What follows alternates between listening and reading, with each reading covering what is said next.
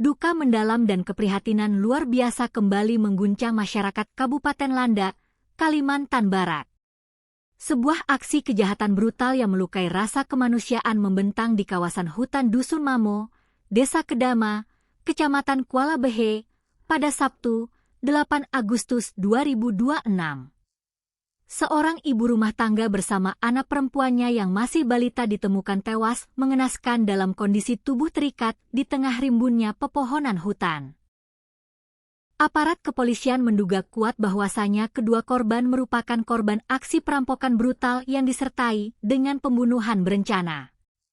Berdasarkan data yang dihimpun dari Satreskrim Polres Landak, kedua korban teridentifikasi bernama Asniwati berusia 39 tahun, serta putri kecilnya yang bernama Dina, baru berusia 3 tahun. Kedua korban diketahui merupakan warga Dusun Reo Behe, Desa Angkanyar, Kecamatan Kuala Behe. Peristiwa memilukan ini pertama kali terkuak setelah suami dari Asniwati menyadari keberadaan istri dan anak balitanya yang mendadak hilang secara misterius. Sang suami yang merasa cemas tidak menemukan keberadaan anak dan istrinya di pondok tempat mereka biasa bekerja mengolah lahan. Merasa ada sesuatu yang tidak beres, suami korban lantas melaporkan kejadian tersebut serta meminta bantuan warga sekitar. Warga Desa Angkanyar bersama warga Desa Kedama kemudian membentuk tim pencari secara berkelompok untuk menyisir area sekitar pondok dan kawasan hutan mulai Sabtu malam sekitar pukul 18.30 waktu Indonesia Barat. Proses penyisiran di tengah kegelapan hutan akhirnya membuahkan hasil yang sangat memilukan. Dalam aksi pencarian tersebut, warga lebih dahulu menemukan tubuh balita Dina yang sudah dalam keadaan tidak bernyawa dengan posisi tubuh terikat. Tak jauh dari lokasi pertama, berjarak sekitar 20 meter dari tempat sang anak tergeletak, warga kembali menemukan jasad Asniwati.